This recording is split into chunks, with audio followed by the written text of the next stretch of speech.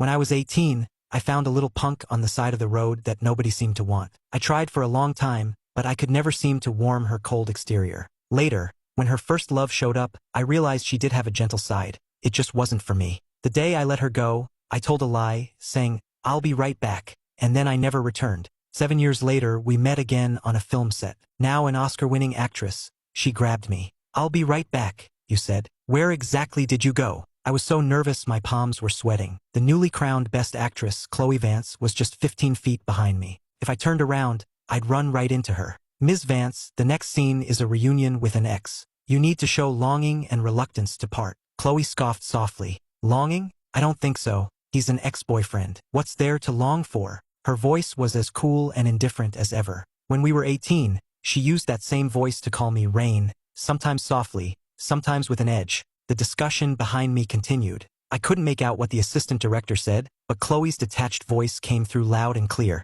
"I've long forgotten my ex. I'm not the type to go back for seconds." As the ex she'd be going back to, I had no intention of revealing myself. Once the movie wrapped, we would go our separate ways. Just as I was thinking this, a colleague suddenly shouted my name. "Rain, did you find the prop?" Everything went silent behind me. I grabbed the prop and hurried away. Chloe didn't follow. Maybe she hadn't heard, or maybe she had and just didn't care. While setting up the studio, I told my colleague, "Hey, call me Ethan from now on, not Rain." "Why? Rain is a cool name." "Ethan just sounds more professional," I said. He laughed and bought my excuse. This was my first film as an assistant director. I knew before joining the crew that the female lead was Chloe Vance. She was Hollywood royalty with half the industry's resources at her fingertips, and on top of that, she was a genuinely good actress who won an Oscar at 25. Unfortunately for me, I was her first love. I had hesitated about taking the job, but in the end, I couldn't pass up such a great opportunity. I swore to myself that I absolutely could not let her recognize me, or I'd be finished. Our breakup 7 years ago was anything but graceful. In the letter I had written, "I knew you were Hollywood royalty all along. I only got close to you to dig up dirt on your family. The truth is, I can't stand punks. I like sweet, gentle girls. Let's not see each other again." The more callous the words, the more miserably I had fled. I had no idea how Chloe felt after reading that letter, but she was the type to get revenge, and if she caught me, my career could be blacklisted. Chloe Vance is even more beautiful in person than on screen. Those genes are unbeatable. Well, think about who her parents are, former Oscar winners. Even on an off day, she's going to look better than most people. But I love her vibe, so elegant and well-mannered. She must have been the prom queen in high school, right? I almost choked. Chloe, a prom queen? Dead wrong. Not only was she not the prom queen, she was the tough girl everyone was afraid of. I'll never forget the first time I saw her. It was pouring rain and people were rushing down the street, but she just sat on the curb, motionless, as if she were dead. She didn't even look up until I got close,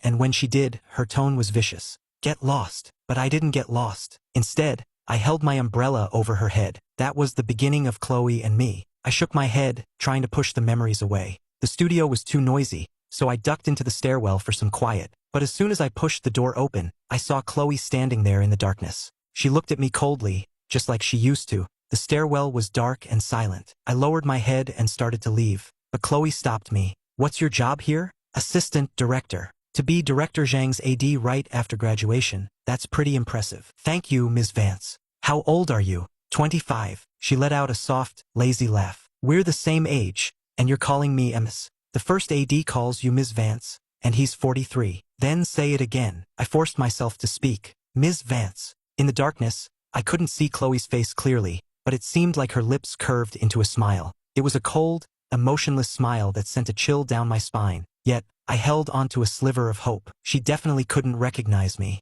Compared to 7 years ago, I was a completely different person. I'd gone from a scrawny, sallow-faced kid to someone people might call handsome. Even my own relatives barely recognized me, let alone her in this darkness. "You should rest, Ms. Vance. I'll be heading back." "Wait," she stopped me again. "What's your name?" "Ethan Ford." "Have you ever used any other names?" "No." Chloe fell silent, and a cold sweat broke out on my skin. My old nickname was Rain. She had lied to me, and now I was lying to her. I guess that made us even. During the summer after my freshman year of high school, I found Chloe on a street corner. She told me she had nowhere to go and no family. I believed her. I thought she was just like me, a poor kid nobody wanted. When I was little, my parents divorced, remarried, and each had new sons. Neither of them wanted me, so I was sent to live in my aunt's basement. I learned to be obedient from a young age because being good at least meant I would get fed. Chloe and I were complete opposites. I was introverted and quiet, focused only on my studies. In our sophomore year, we were in the same class. No one knew what her family did. There were even rumors she was an orphan with no home to go to. At school, we were like strangers. No one knew that every night, Chloe would tap on my basement window. I cleared a small space on the floor for her to sleep. She would always leave early the next morning before my aunt's family woke up, as if she had never been there at all. Chloe skipped class often and always seemed to be getting hurt. Every time I treated her wounds, she'd complain, "Rain, can you be a little more gentle? Just call me Rain." "Okay, Rain, but can you please be more gentle?" Rain was my nickname, given to me by my late grandmother. I liked it much more than my full name, because Chloe was always crashing on my floor. I subconsciously felt she was even more pitiful than I was. That led to another delusion. When a teacher called me out for forgetting my textbook, Chloe would walk from the back of the class to the front and toss hers on my desk. I was a late bloomer and smaller than the other boys, so kids from other classes often picked on me. Whenever I was too flustered to defend myself, Chloe would step in front of me and declare, "He's with me." I mistakenly thought we were kindred spirits. It wasn't until later that I understood there were no kindred spirits. Chloe was Hollywood royalty, with countless properties and sports cars. A single one of her shoes cost more than my entire wardrobe for a season. She was just using me to piss off her family. When did I find out? It was probably the day Liam Hayes appeared. My thoughts were interrupted. Back in the studio, a boba tea was thrust into my hand. Liam Hayes is visiting the set again. He bought boba for everyone. Look, the handsome rich guy and the Oscar winner standing together. They're a perfect match. I looked over at them. Chloe had her head tilted, listening to Liam speak. Like everyone else, I couldn't tear my eyes away from the picture-perfect scene. Suddenly, as if sensing my gaze, Chloe looked in my direction. I immediately looked down. When I glanced up again, she wasn't looking at me anymore. It must have been my imagination. "Chloe, after the shoot wraps, come with me to Paris for Fashion Week." His tone of voice was identical to how it was 7 years ago, and I couldn't help but get lost in thought. In high school, Chloe and I maintained a purely platonic friendship. It wasn't until the summer after our SATs that we got together. Chloe was never affectionate, nor did she push me away, but she still couldn't bring herself to say a single tender word. In some ways, though, she was a good girlfriend. She was thoughtful and always made sure I didn't lose face. Chloe never introduced me to her friends. One time, I went to a pool hall to surprise her, but her face tightened, and she said irritably, "Don't come here anymore." I didn't think much of it at the time, just figuring it was part of her personality. That is, until Liam Hayes showed up. He was dressed in an expensive suit with a perfect haircut, appearing like a bolt of lightning in my world. "Chloe, what are you doing in a place like this?" "I just bought a new Ferrari. Let's go for a spin." The word Ferrari nearly made my jaw drop. Liam looked at me, his eyes wide with confusion. "Chloe, who is this guy?" "Hello, I'm Chloe's boyfriend." "Are you kidding me? There's no way Chloe would be into you. I'm her future boyfriend. Our families have an arrangement." "Who says?" Chloe's face darkened as she pushed Liam out the door, her voice firm. "I never agreed to any arrangement with him." Her explanation felt weak. Later, Chloe's parents approached me. That's when I learned she wasn't just Hollywood royalty. Her family practically controlled half the entertainment industry. Chloe had a bad relationship with her parents. She had deliberately transferred from a private academy to a public high school and refused to go home. Her parents were always away and paid little attention to her, having no idea what she was up to. At the end of our conversation that day, her father told me, "Ethan, you may not know this, but Chloe is very rebellious. She's with you to deliberately anger us, not because she genuinely likes you. She's done things like this before. If you don't believe me, just watch how she is with Liam. She's in love with him, but since they grew up together, she hasn't realized her own feelings yet. Ethan, you and she are from different worlds." Afterwards, I realized her father wasn't lying. Although she always complained about Liam, Chloe was incredibly patient with him. One time, Liam was mocking me for being poor, but the second Chloe appeared, his expression changed to one of distress. "Chloe, Rain just threatened to hit me." "Rain, I told you not to mess with him." In that moment, I understood. It wasn't that she was a flower that couldn't bloom, just that she wouldn't bloom for me. At the end of August, I accepted her parents' offer. They would fund my studies abroad. For someone like me, it was likely the only chance I'd ever get. On the day I left, I told Chloe I was going out to buy some chocolate. Chloe habitually pulled out her wallet. "Get the most expensive kind." I didn't take it. "I don't need your money. I'll be right back." "Okay, I'll wait for you." And then, I never came back. As per her parents' instructions, I left behind a cruel breakup letter to completely extinguish any hope she might have had. Our 3-month-long first love quietly withered with the arrival of autumn. I changed my name and cut off all contact with my high school classmates. I used to be pretty invisible back then, except when I was being bullied. I cherished the hard-won opportunity to study and learned how to work out and dress well. With a new name and a new look, combined with her parents' deliberate efforts to hide my tracks, there was no way for Chloe to find me. In her eyes, I might as well have been dead, but I heard plenty about her. After I left, she decided to take a gap year to reapply to colleges and got into NYU's Tisch School of the Arts. Her acting career took off smoothly after she debuted. In front of the camera, she was gentle and elegant, her captivating smile winning over fans' hearts. There was no trace of the girl I once knew. I figured people change. I had changed, too. At the end of a long day, my body ached with exhaustion, but my colleagues were buzzing with energy. Whoa, this shot is stunning. What is it? A new candid of Chloe Vance is trending on Twitter. I leaned in to look. A single candid photo had sparked a huge discussion. This is from the scene where she runs into her ex. Look at the expression in her eyes. It's incredible. Chloe brings the character to life. In the photo, Chloe was staring straight ahead, her posture poised and elegant, but her eyes burned with a wild crimson flame. What made my heart stop was the blurred figure at the edge of the frame, right in her line of sight. It was me. The next day, filming continued. The male lead had an accident and had to go to the hospital. It was a crucial scene between the two leads, and the delay was a huge problem. The director was anxious and decided to find a stand-in to film Chloe's shots first. Chloe insisted on choosing the stand-in herself. I stood at the very edge of the crowd,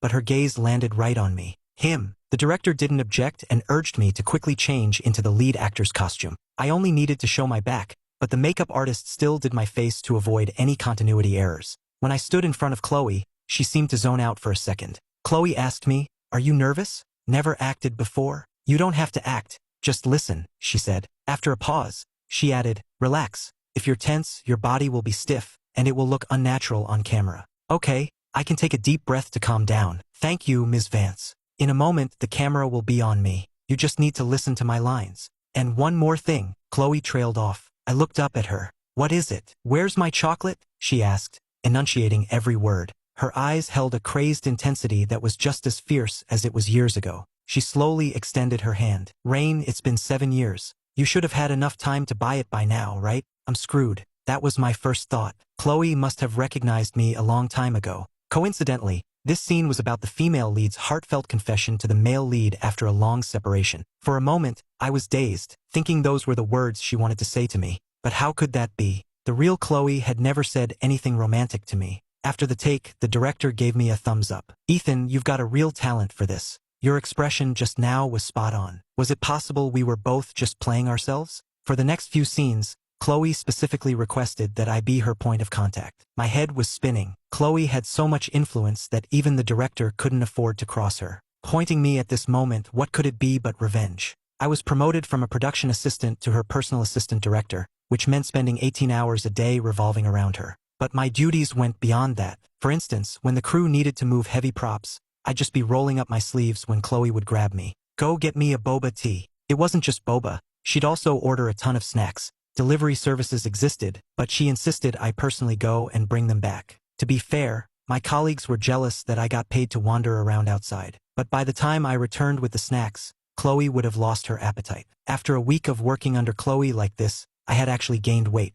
Over time, even my colleagues grew curious. "Do you think she's buying all those snacks for you on purpose?" "No way. But she's really lenient with you." Chloe is known for being strict, and her company is an investor in this film. She's chewed out every other AD, but she's never once yelled at you. "That's not true. I'm just glad she's not torturing me," I denied flatly. The gossip on set eventually reached Liam Hayes' ears. He rushed over to confront me. "So you're Chloe's new assistant?" I couldn't help but correct him. "Assistant director. You're so young. Can you even handle the job?" "Mr. Hayes, please don't judge a book by its cover." Liam stared at me for a long moment. "Have I seen you somewhere before?" "You're probably mistaken." I had no interest in reminiscing with the rich boy and went back to organizing my work schedule. Liam snorted. "I've seen plenty of crew members like you. Don't think you have a chance to climb the ladder just because Chloe is giving you some attention. I'd advise you to know your place, or you'll end up with a broken heart." "What are you talking about? You look a bit like Chloe's old boyfriend." Liam said this and then waited for my reaction. He probably expected me to be shocked or upset, but I just looked at him, confused. "And she's only giving you this role because she's using you as a substitute, not because she actually values you. Chloe despises that guy, so don't get too cocky. I put down my work and smiled at him. If she hates him so much, why would she look for a substitute? That seems contradictory. Liam was speechless. After he left, my heart wouldn't quiet down. Chloe hated me. It was just as I'd thought. That night, Chloe suddenly sent me an iMessage, asking me to bring her some medicine. Following the principle of never offending the lead actress, I bought the medicine and took it to her room. I thought she was just messing with me, but she was genuinely sick, with beads of sweat on her forehead. What's wrong? Stomachache. Where's your assistant? She went into the city and can't get back in time. That's strange. Chloe never used to have stomach problems. What happened to your stomach? I didn't eat properly during my gap year. Why didn't you eat? No one saved any food for me. She looked at me through half-lidded eyes. It reminded me of how I used to always save a portion of my dinner for her when she slept on my floor. By the time I finished my homework, she would have eaten every last bite. The cafeteria food was gross, she'd say. The same stubborn attitude. I noticed a large spread of hot food on her table. It just arrived, but my stomach hurts too much to eat. What a waste. I'm so sick of the crew's boxed meals, I muttered. Then you eat it, she said casually. It's a waste to leave it. If you don't eat it, just throw it out for me. I broke apart a pair of disposable chopsticks and sat down at the table. I ate quietly, and the room was silent. I thought Chloe had fallen asleep, but when I turned, she was watching me with a smile on her face. The moment our eyes met, her smile vanished, replaced by that familiar look of someone the whole world had wronged. She hadn't changed at all. We sat in our usual silence, not saying a word. Just as I was leaving, Chloe suddenly spoke. Liam and I have nothing going on. We never have, we don't now, and we never will. I gave a polite nod. But Ms. Vance, I don't care. That sentence made her mood sour for days. It didn't matter to me. The shoot was almost over anyway.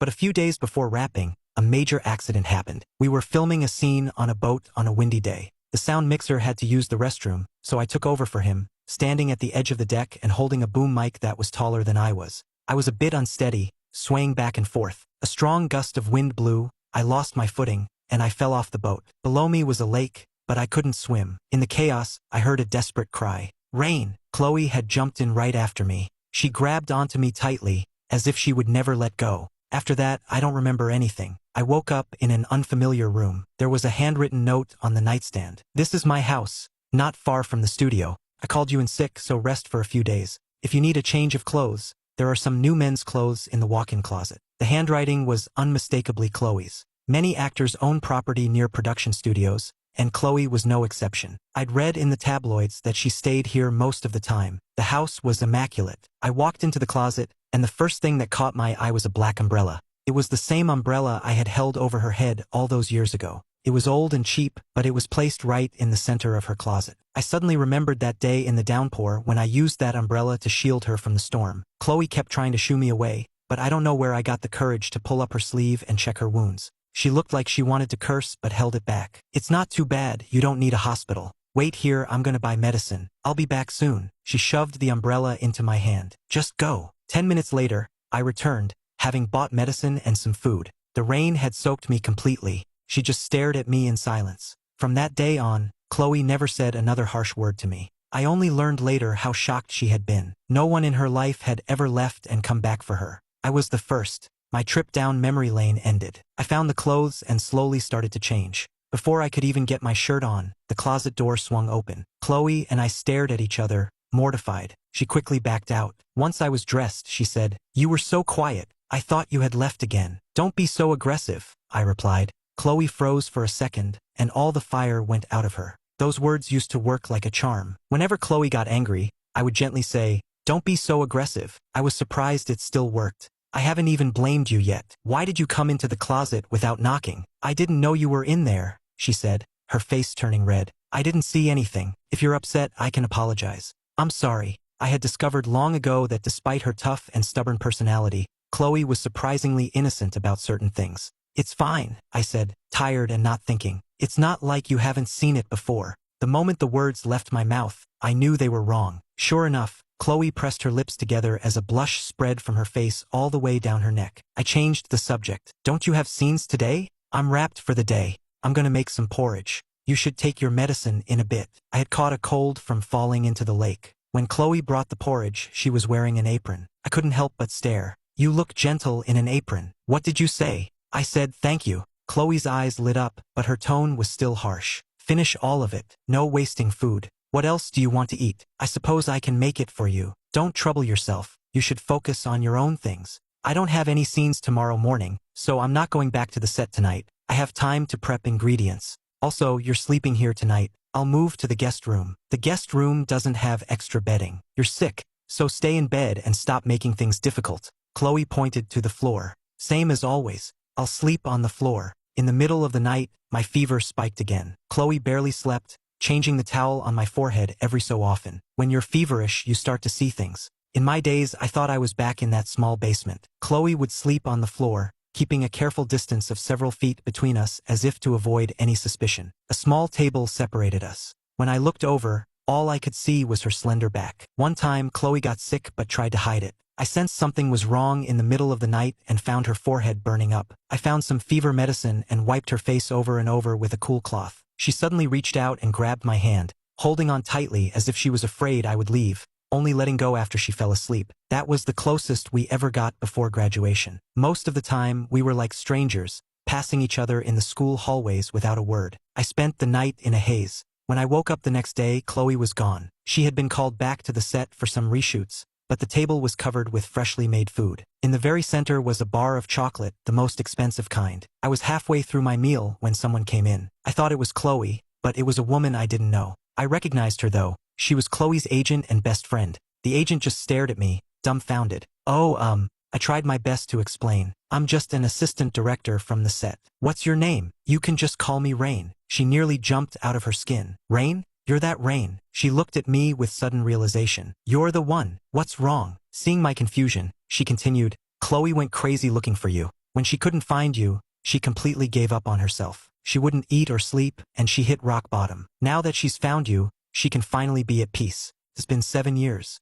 She can finally stop torturing herself. You must be joking. We only dated for 3 months. I couldn't have been that memorable. How could you not be? Don't you know she became an actress for you? Because of her parents. She's hated the profession her whole life. Her family wanted her to be a child star, but she refused. But right after you two broke up, she suddenly announced she wanted to be an actress. She said it was because you loved movies, and if she became a star, she could stand on the brightest, highest stage where you would be able to see her. I was stunned. It was true. One night, I couldn't sleep and started talking to her. Chloe, are you asleep? No. I watched a movie today, The Shawshank Redemption. It was amazing. Not interested. I want to make movies someday too, but that's really expensive, right? Too bad I don't have any money. Making movies doesn't cost that much. I thought she was being naive and didn't know what she was talking about, so I dropped it. Turns out she remembered everything. The agent sighed with emotion. It only took 3 months for her to remember you for a lifetime. That afternoon, Chloe returned. She asked her agent,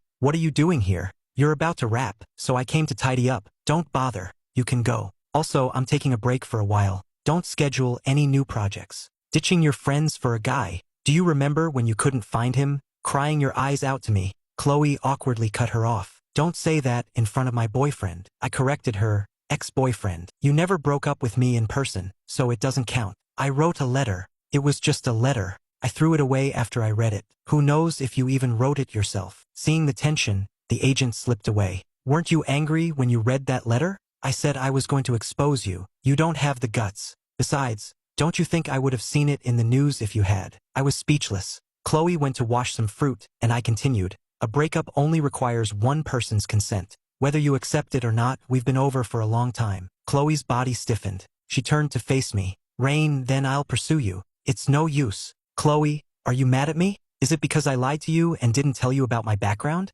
Or is it because of Liam, and I didn't explain things clearly?" "It's all of those things and none of them. Chloe, we're from different worlds. Let's not force it." The room fell silent. I don't know how much time passed, but when she spoke again, her eyes were bloodshot, and she sounded aggrieved. "Then I will force it." I didn't take Chloe's words to heart. After the film wrapped, I went back to my hometown. My aunt's old house was scheduled for demolition, and she asked me to help clear out the furniture. Even though she had always favored her own kids, she had raised me, and I wasn't going to be ungrateful. On the way, I passed by my old high school. The campus had been renovated a few years ago and looked completely different. I stood at the gate for a while when someone suddenly called out to me. "Hey, it's you.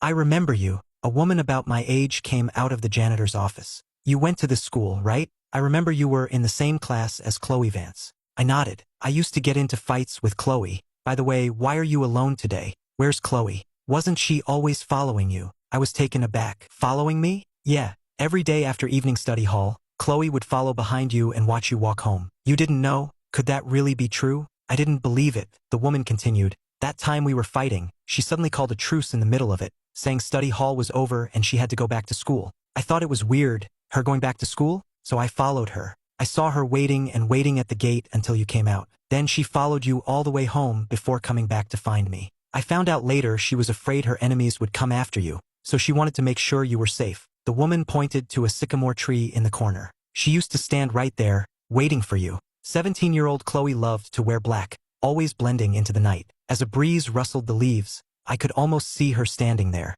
My aunt called to hurry me along. When I arrived, they were clearing out the basement. The bed I had slept in, the desk I had used were all being carried out. Ethan, I found something. Come quick, she exclaimed, pointing to a corner of the floor. Your name is carved all over it. It was that girl, wasn't it? The one who became a movie star. How did you know? Oh, she came to see me. When was it? Do you remember? I found something here once and gave you a real scolding. You were so stubborn back then, I swear. You refused to tell the truth and insisted it was yours. But I knew you weren't that kind of kid. My aunt recalled the memory fondly. The day I scolded you, that girl was right outside the window. She saw everything. Later, she found me privately, knelt before me, and begged me not to blame you. I clutched the hem of my shirt, my breath catching in my throat. I was afraid she'd be a bad influence, so I forbid her from sleeping on the floor here ever again. So that's what happened. Near the end of our sophomore year, Chloe stopped coming over. She told me she had found a place to stay, but the truth was,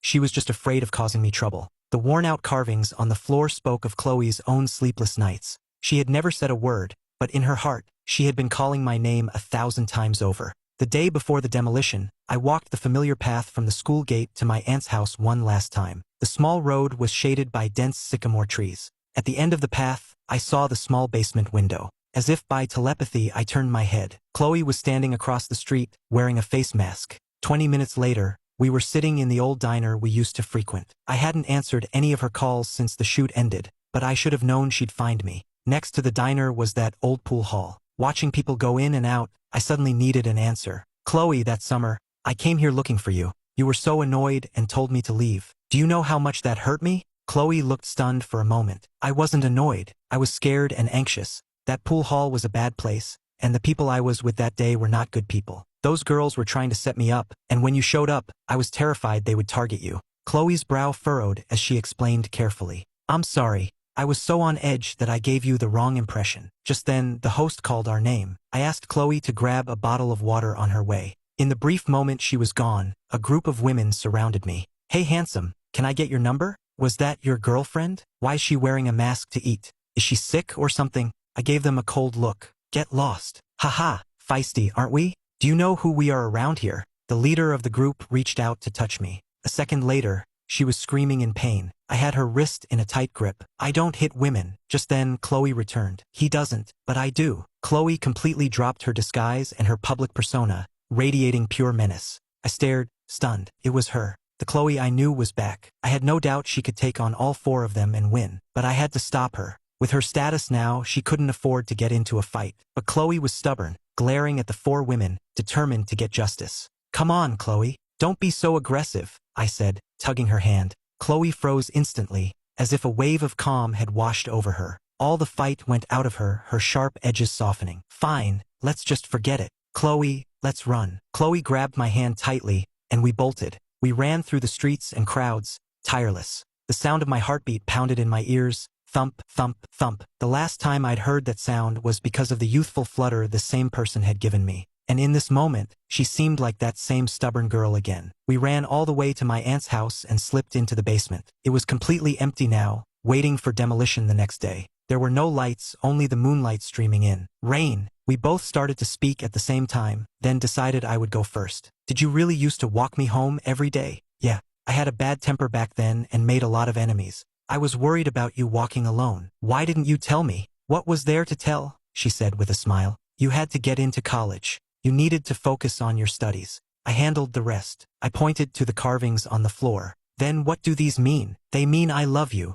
I was stunned for a moment. You never said that when we were 18. Chloe lowered her eyes and spoke softly. Because back then, I didn't know how. Chloe's past was complicated. She had parents, but it was as if she didn't. Growing up in a cold, distant family, no one ever taught her how to love someone or how to express that love. She thought being there for me and spending money on me was her way of confessing. When I confessed to her, she was actually happy, but because she wasn't used to being loved or being close to someone, she seemed passive. Chloe had practiced saying, "I love you," in the mirror, but it felt awkward and she couldn't get the words out, so she wrote them down instead. She even learned to fold 1,000 paper cranes like other girls did, writing, "I love you," inside each one, planning to give them to me on my birthday. But that day never came. Later, through acting and living different lives on screen, she finally learned how to express herself. But the person she wanted to say it to was already gone. After a moment of silence, I asked, "So what about Liam?" Chloe shook her head. "I was nice to him because he saved my life." "What?" "When we were kids, my parents ignored me,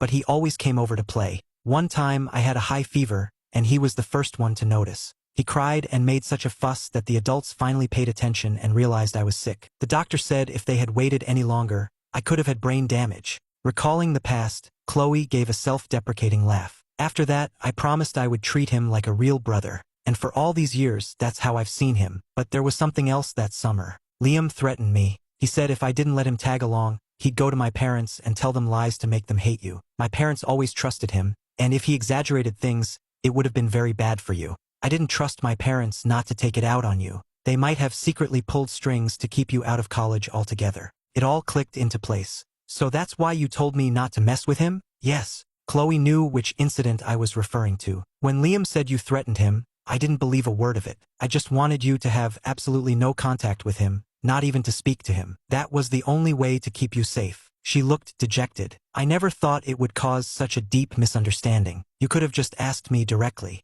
Thinking back on it all, I was overwhelmed with emotion. She didn't know how to love someone, but did I? No, I didn't know either. Being abandoned by both of my parents had robbed me of the courage to ask questions. In my world, the only way to get a rare word of praise and avoid being cast aside again was to be perfect, to study and work hard. So when it came to Chloe, I would rather suffer in silence than confront her with a single question or dare to get angry. Not knowing how to love was a sickness we both shared. The moonlight was cool on my skin. There was one last thing I had to clarify. "Your parents paid for me to go abroad." I figured. I could have refused to go, but it was probably my only chance to study overseas. I was selfish. "I understand," Chloe said with a gentle smile. "Rain, you're too kind. I wish you would be a little more selfish so the world can't hurt you. From now on, I'm gonna focus on my career too." "No problem. I'll follow you. You're an Oscar winner with a limitless future. Why would you follow me? Even becoming an actress was because of you. But we only dated for 3 months. But my love for you is longer than 3 months."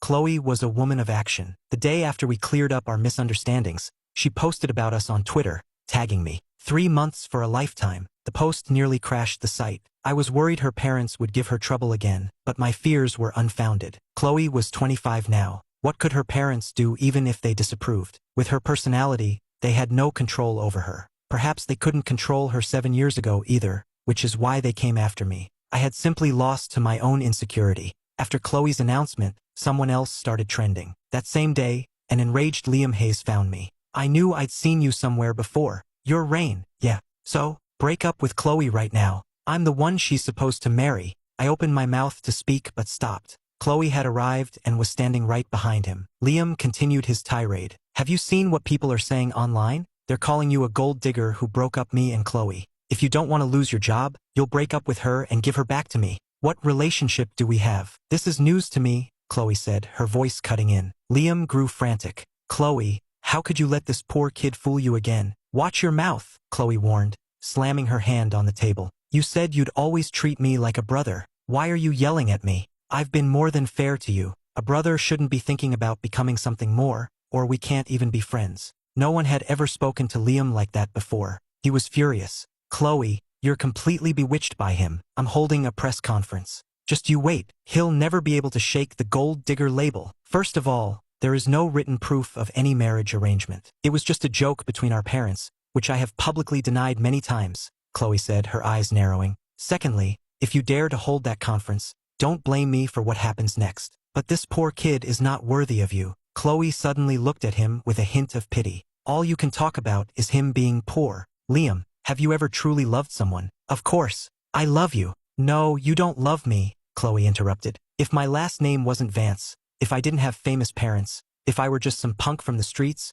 would you still love me? Liam froze, as if he had never considered the question before. If you saw me sitting on the curb on a rainy day like that, would you have held an umbrella over me? No, you would have cursed me under your breath for being a degenerate. You love my status, not me as a person. You can't even accept the fact that I used to be a punk. Chloe pulled me away. When I looked back, Liam was still standing there, looking completely stunned. I wondered if he finally understood. A week later, I heard that Liam's press conference was happening as scheduled. Chloe couldn't stop it, but she had prepared for the crisis that would follow. However, the press conference didn't go as we expected. A haggard-looking Liam appeared before the cameras, impeccably dressed. Today, I want to make one thing clear. There is no marriage arrangement between Chloe Vance and me. The room erupted. Everyone had come expecting a scandal like the Oscar winner cheating. Chloe and I grew up together because of our family's business partnership. She sees me as a brother, and I only see her as a sister. The engagement was just a rumor that neither of us ever acknowledged. Our parents mentioned it casually, but it was never official. I have never been in love with Chloe,